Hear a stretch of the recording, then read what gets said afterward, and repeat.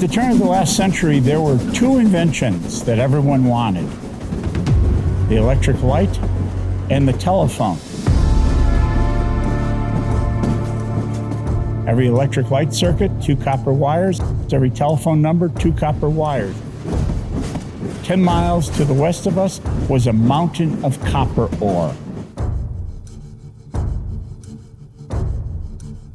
Ely and the railroad produced this copper and literally wired every building in America, not once, but twice. Once for phones, once for electricity.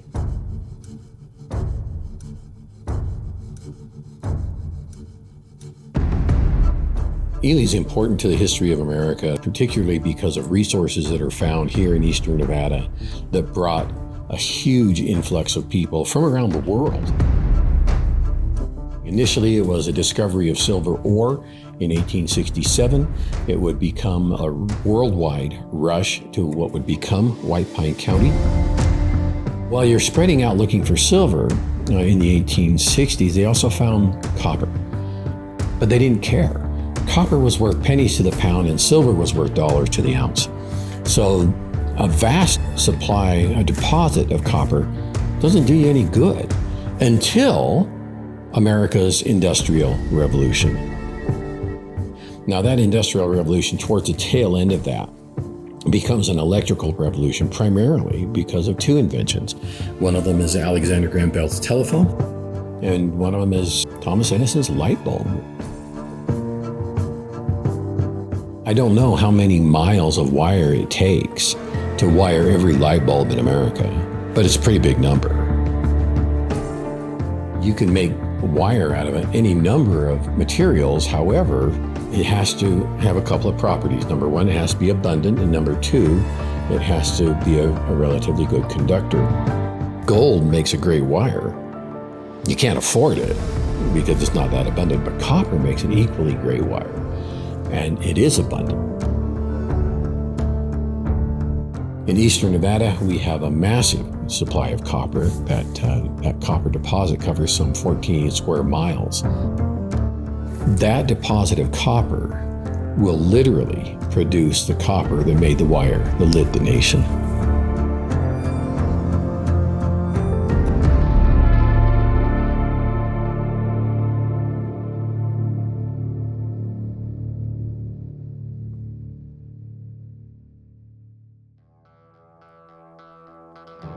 Mining in 1900 becomes industrialized.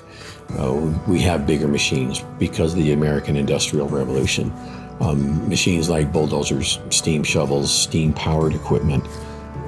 And now you can mine massive amounts on a bigger scale and become profitable even when your ore is a low-grade ore. The railroad was important to the rise of copper mining here in Nevada because our copper ore is very poor. It's only 1% copper per ton. And what would happen is you would have to move a phenomenal amount of copper ore to get the copper. Cheapest way to move any mass quantities is the steel wheel on the steel rail.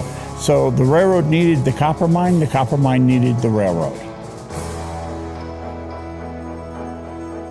There are no interstates, there are no semi-trucks. So if you're going anywhere, you have 3 choices. You either walk, you take a wagon, or you take the train. And the train actually could haul everything. You can think of it, it came to this town by rail. Medicines, coal, furniture, building materials, the big steam shovels at the mine all came in by rail. And the other thing the railroad brought in was people.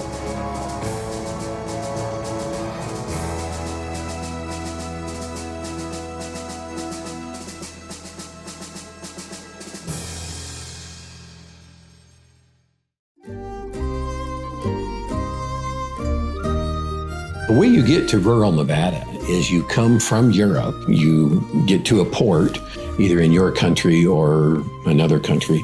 You would get on a ship, you would take that ship across the ocean, you would arrive in one of the ports on the American seaboard, you would then work your way west, usually by rail. And that was possible after the completion of the Transcontinental Railroad in 1869. It was possible to get to Nevada, and then you could get off the train at Nevada and take the Nevada Northern Railway. Once it was completed in 1906, you could ride that train to Ely, and then at Ely you would get a job, either the mine, the smelter, or the railroad, which would become the largest employer of Eastern Nevada. Steam locomotive created the society that we have today. Prior to the invention of the steam locomotive, you were dependent on wind power or animal power. No wind, nothing happens. You can't feed the animals, nothing happens. You get the steam locomotive, it can run 24/7, and it just changed everything.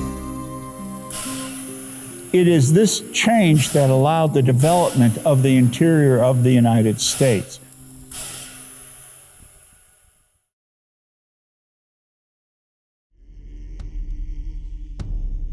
If I could paint a picture of Eastern Nevada, and particularly the city of Ely, right after the railroad arrived in 1906, the one word that would describe it would be booming.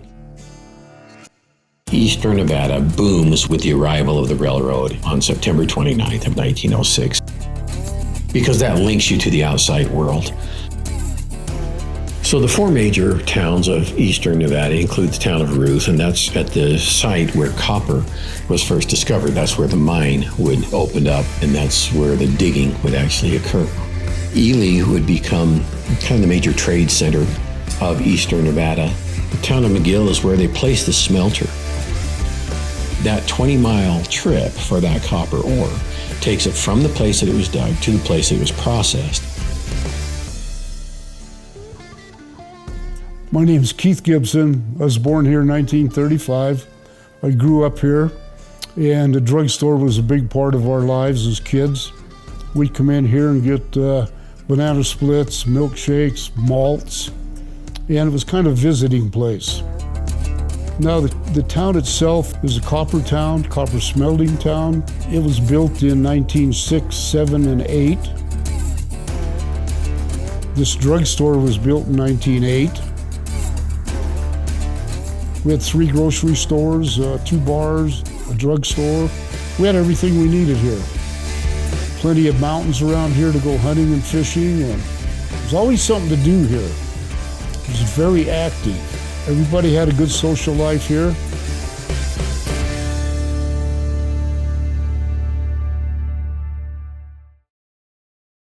When the copper mine first started, there was only a couple of hundred people here in the community.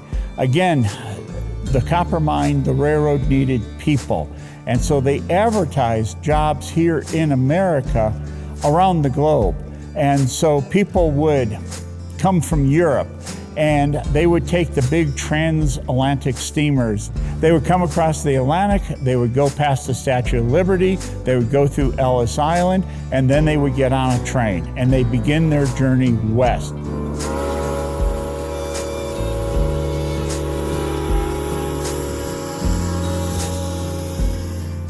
They come, they stop in the middle of the valley at McGill Junction, they throw a switch, the train backs up to McGill.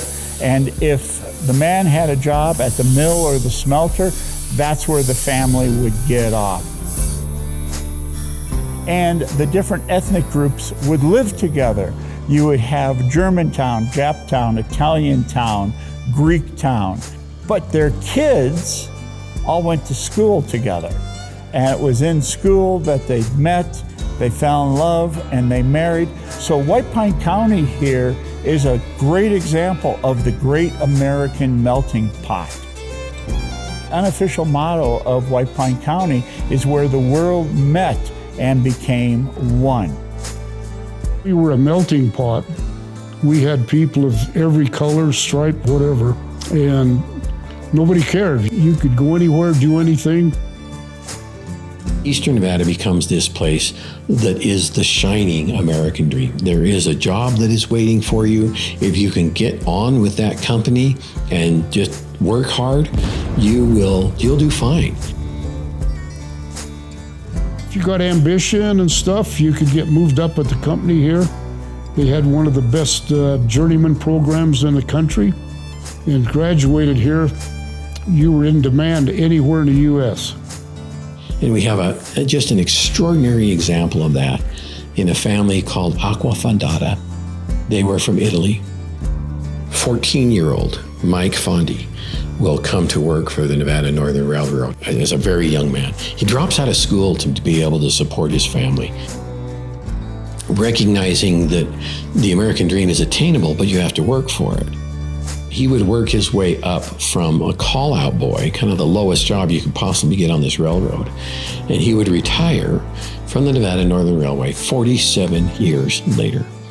This skinny Italian kid becomes this amazing employee. He will retire as the auditor, basically today's equivalent of the chief financial officer of the Nevada Northern Railway.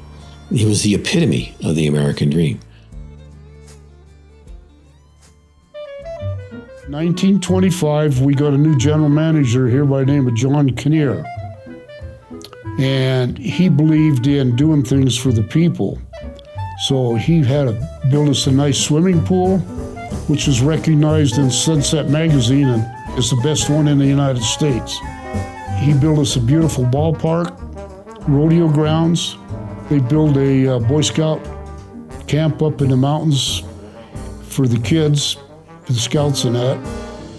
And he started a thing called the Community League, which the workers contributed 50 cents a month. The company chipped in. They put on card parties for the adults, swimming parties, movies, things for kids. When the Depression hit, Kinnear went back east and talked to some of the players on the pro farm teams, and he convinced them to come out here and he'd give them a lifetime job.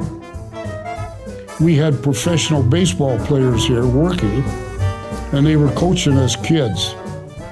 So for 18 out of 21 years, we won every state championship.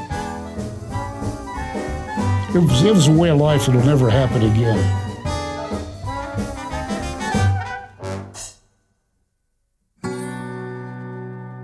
In 1983, Eastern Nevada shuts down their copper operation. And that is a huge blow to Eastern Nevada economy.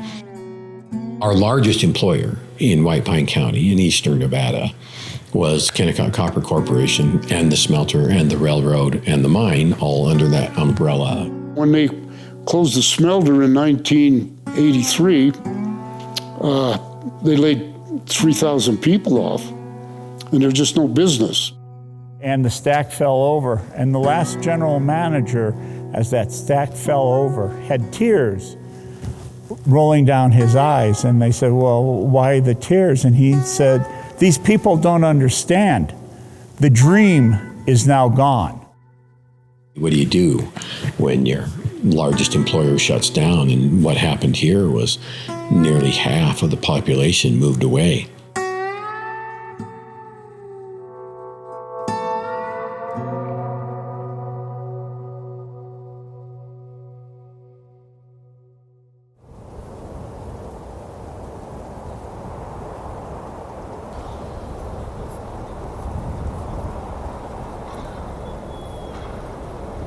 So the world's always going to need copper.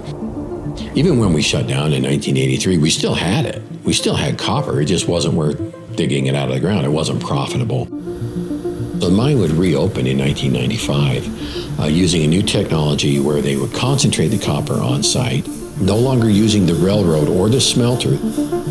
I am Mark Barris. I am the manager of technical services here at the Robinson Mine in Ely, Nevada. This district has been operating since the late 1800s. Today, our mining operations are surface-oriented as we are a truck and shovel operation. Mining today is more in demand than it has ever been. With the increased use of technology, copper and other precious metals are key to that energy and technology transition.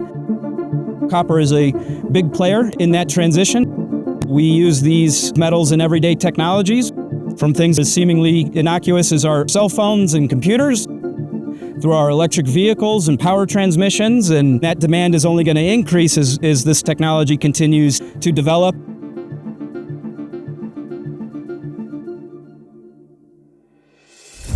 We can look forward with hope because we can look backward with pride. Eastern Nevada was the place that we developed the process to take low-grade ore, mine it on a massive scale, and do it profitably.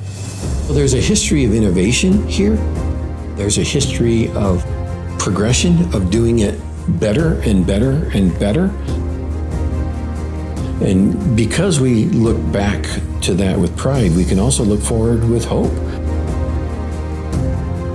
Mining here in Nevada is alive and well. We're looking at many future projects, not only in this district, but around the state, to continue expanding what Nevada has contributed to the global society. When the engineer blows that whistle, you hear it throughout the entire community, and it calls back and it reminds us how we got here. That we're actually standing on shoulders of immigrants and our forefathers and women. We're still America's mining frontier, and we're still producing the things that America needs for manufacturing.